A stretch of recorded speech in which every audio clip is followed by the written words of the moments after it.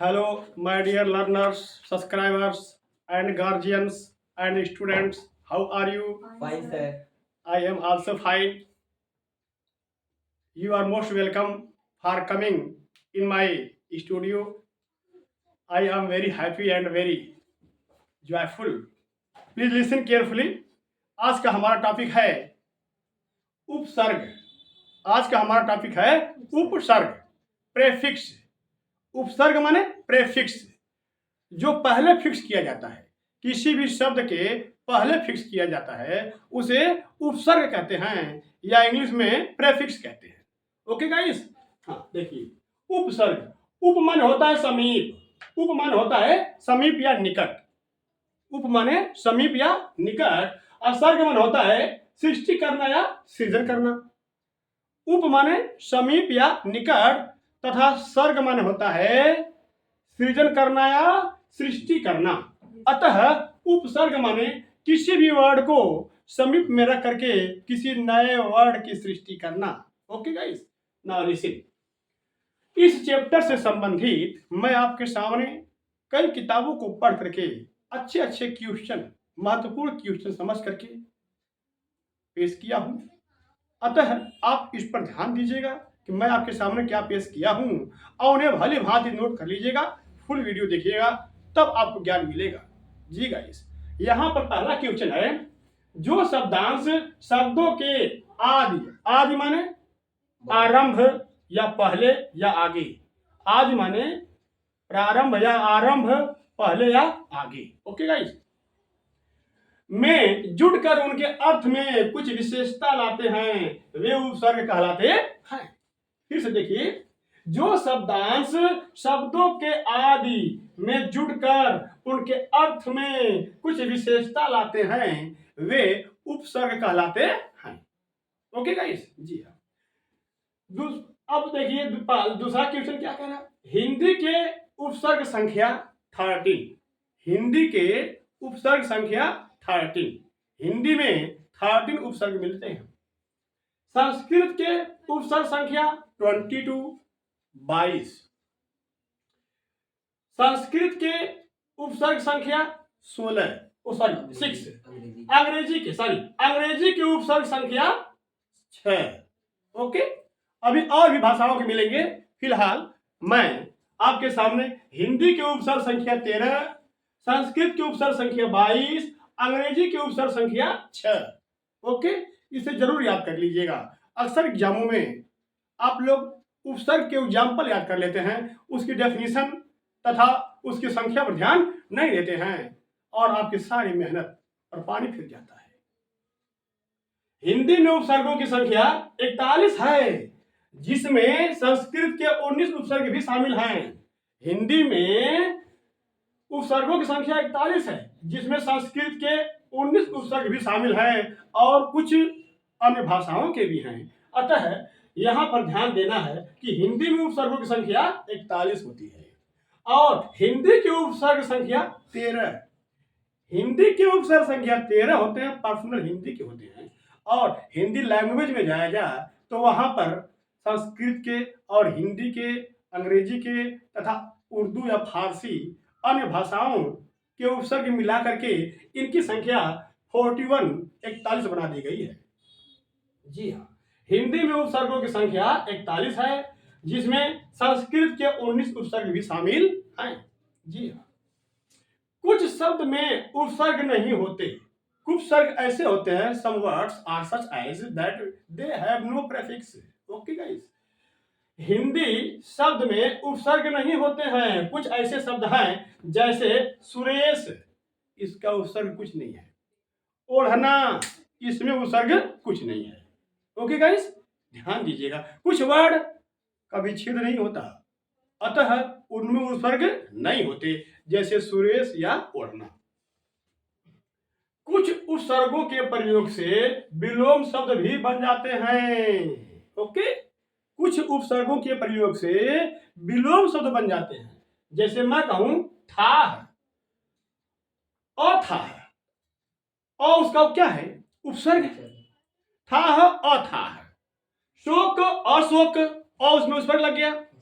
उपसर्ग किसी शब्द के आदि में जोड़े जाते हैं या किसी शब्द के पहले जोड़े जाते हैं। तो देखिए कुछ उपसर्ग ऐसे होते हैं कि जिनमें लग जाते हैं उनका अपोजिट हो जाता है, उनका विलोम शब्द हो जाता है। तो थाह अथाह, शोक अशोक, और उसमें उपसर्ग है, इसमें अपसर्ग है। मोल अनमोल, अन इसमें उपसर्ग है। ओके गाइस, जी हाँ। अब आपके सामने मैं 13 उपसर्ग पेश किया हूं। पहला है अ, दूसरा है अन, क, कु, दु, नी, औ या अव, भर, सु, अध, उन, पर, बिन। ये हिंदी के मूल 13 उपसर्ग मिले हैं। जी हाँ, यही देखिए ना, ठीक। हिंदी के उपसर्ग संख्या 13। पहला है अ, अन, क, कु, दु, नी, औ या अव, भर, सु, अध, उन, पर, बिन। ओके गाइस, अब इन वर्डों से नए वर्ड को बनाया जा रहा है, नया वर्ड का सृजन किया जा रहा है। अ से बने हुए उपसर्ग, अ से अथाह और अटल, अथाह और अटल में अ उपसर्ग है, ठीक। थाह अथाह, थाह अथाह, तो इसका उपसर्ग क्या हुआ अ। अटल में अ है, टल अटल, टल अटल, तो अ इसका क्या है उपसर्ग है। अन में जैसे अनपढ़, इसमें उपसर्ग क्या है अन है। कचोट उपसर्ग क्या है क। ओके गाइस, इस प्रकार से क, कपूत, कपोत, कचोट, कु, कुचाल, कुचक्र, है ना। अब देखिए पहला पहला जो अक्षर लिखा गया है, वर्ड लिखा गया है, लेटर लिखा गया है, वही लेटर आपको ध्यान देना है। कुचक्र, कुचाल, दु से दुबला, दुलारा। ओके गाइस, नि से निडर, निहत्था, निडर, निहत्था। औ से अवगुण या अवसर, या अव से अवगुण या अवसर, दोनों शब्द मिलता है। अवगुण ऐसे भी मिलता है, अवगुण ऐसे भी मिलता है। अव ऐसे भी मिलता है, अवसर अवसर, तो कभी कभी अव मिलेगा, कभी कभी अव मिलेगा, ठीक है। इस भर, जैसे भरपेट में भर शब्द क्या है उपसर्ग है। भरपेट भरसक, भरपेट भरसक, है कि नहीं। सु में सुडौल, सुजान। ओके, हाँ। अब अध से बना हुआ शब्द अधपका, अधमरा। ओके गाइस, 29, 59, है ना। पर लगा करके परोपकार, परलोक। ओके गाइस, याद रखिएगा। बिन, बिन बादल या बिन पाए, बिन बादल या बिन पाए, ठीक। Now listen carefully. उपसर्ग, उपसर्ग, उपसर्ग को किसी शब्द के आदि या पहले फिक्स किया जाता है, लगाया जाता है, जिससे नए वर्ड बन जाते हैं, ठीक। हाँ, उपसर्ग, उप का मतलब होता है समीप या निकट, और सर्ग का मतलब होता है सृष्टि करना या सृजन करना, ठीक। तो उपसर्ग का मैंने तोड़ तोड़ करके व्याख्या किया, ठीक। प्रेफिक्स, इंग्लिश में क्या कहते हैं प्रेफिक्स या प्रेफिक्सेस। ओके गाइस, प्रे माने पहले, फिक्स माने फिक्स करना, किसी शब्द के पहले फिक्स कर देना प्रेफिक्स कहलाता है, अर्थात उपसर्ग कहलाता है, ठीक। जो शब्दांश शब्दों के आदि में जुड़कर उनके अर्थ में कुछ विशेषता लाते हैं वे उपसर्ग कहलाते हैं। जैसे थाह, अथाह, टल अटल, है कि नहीं। टल अटल, थाह अथाह, है कि नहीं। तो इनकी कुछ विशेषता बतला दिए ना। अब इस प्रकार से अ और अ इसमें क्या है उपसर्ग है। उसी प्रकार से अन से बने हुए दो शब्द अनपढ़, अनमोल, क से कपूत, कचोट, कु से कुचाल, कुचक्र, दु से दुबला, दुलारा, नि से निडर निहत्था, अव से अवगुण अवसर, अव से अवगुण अवसर, भर से बने हुए दो वर्ड हैं भरपेट भरसक, सु से बने हुए सुडाल सुजाना, अध से बने हुए अधपका अधमरा, उन से बने हुए 29 59, पर से बने हुए परोपकार परलोक, बिन से बने हुए बिन बादल बिन पाए। ओके गाइस, तो देखिए बिन शब्द क्या है आपका उपसर्ग हुआ, पर परोपकार पर मिला कि नहीं मिला, उन 29 अध सु भर अव अव अव। ओके गाइस, उसी प्रकार से इसमें भी मिलेगा आपको। तो ये सब क्या है उपसर्ग है, ये पहले जुड़े हुए हैं। ओके, एक बार फिर से देख लीजिए, उपधन सर्ग बराबर उपसर्ग, उप माने निकट या समीप, और सर्ग माने सृष्टि करना या सृजन करना। इस प्रकार से उपसर्ग का मतलब आपको बताया है कि नए शब्द की सृष्टि करना। जो शब्दांश शब्दों के आदि में जुड़कर उनके अर्थ में कुछ विशेषता लाते हैं वे उपसर्ग कहलाते हैं। ओके गाइस, देखिए हिंदी के उपसर्ग संख्या 13, हिंदी के उपसर्ग संख्या 13, संस्कृत के उपसर्ग संख्या 22, अंग्रेजी के उपसर्ग संख्या 6, हिंदी में उपसर्गों की संख्या 41 हो गई। यानी हिंदी में उपसर्ग आपको 13 बताया गया है मूल, हाँ, और 13 के अलावा जो इसमें 41 है तो वह कुछ अंग्रेजी के हैं, कुछ संस्कृत के, कुछ उर्दू या फारसी के हैं। अतः हिंदी में उपसर्गों की संख्या 41।